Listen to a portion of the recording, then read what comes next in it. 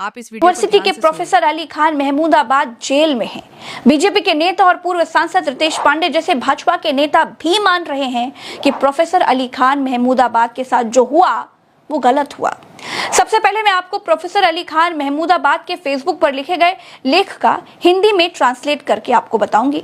आप सुनिए और खुद तय करिए कि ये गिरफ्तारी कितनी फर्जी है और सिर्फ मुसलमान होने की सजा है। अली खान महमूदाबाद कहते हैं, रणनीतिक दृष्टि से भारत ने वास्तव में एक नए चरण की शुरुआत की है, जिसमें पाकिस्तान में सैन्य और आतंकवादी यानी गैर राज्य तत्वों के बीच की सीमा रेखा धुंधली हो गई है। किसी भी आतंकी गतिविधि की प्रतिक्रिया में अब पारंपरिक सैन्य जवाब मिलेगा और इसका सीधा दबाव पाकिस्तानी सेना पर है कि वो अब आतंकवादियों और गैर राज्य तत्वों की आड़ लेकर खुद को न बचा सके।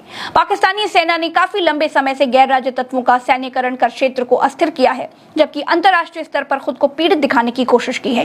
यही ताकतें हालिया हमलों में भी इस्तेमाल की गई, पाकिस्तान में सांप्रदायिक तनाव भड़काने के लिए।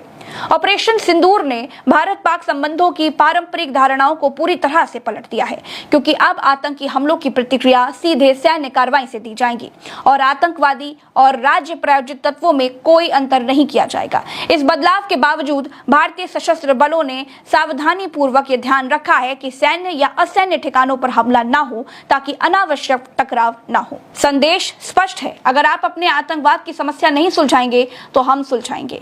दोनों पक्षों पर नागरिक जीवन की क्षति दुखद है और यही मुख्य कारण है कि युद्ध से बचना चाहिए। कुछ लोग युद्ध की वकालत करते फिर रहे हैं, जबकि उन्होंने न युद्ध देखा है न किसी संघर्ष क्षेत्र में कभी रहे हैं। मॉक सिविल डिफेंस ड्रिल में भाग लेने से आप सैनिक नहीं बन जाते और न ही आपको उन लोगों के दर्द का अंदाजा हो सकता है जिन्होंने युद्ध या संघर्ष में अपनों को खोया है। युद्ध क्रूर होता है, इसका सबसे ज्यादा असर गरीबों पर होता है, जबकि इसका लाभ केवल राजनेताओं और रक्षा कंपनियों को मिलता है। इतिहास हमें यही सिखाता है कि युद्ध अपरिहार्य भले हो, लेकिन राजनीतिक संघर्ष कभी सैन्य हल से नहीं सुलझे हैं।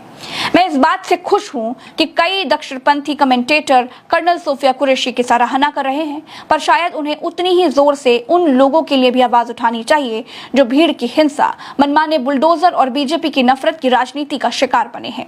महिला सैनिकों द्वारा अपनी रिपोर्ट पेश करने का दृश्य प्रतीकात्मक रूप से जरूरी था, लेकिन अगर वो धरातल पर हकीकत में तब्दील नहीं होता है तो वो सिर्फ पाखंड है।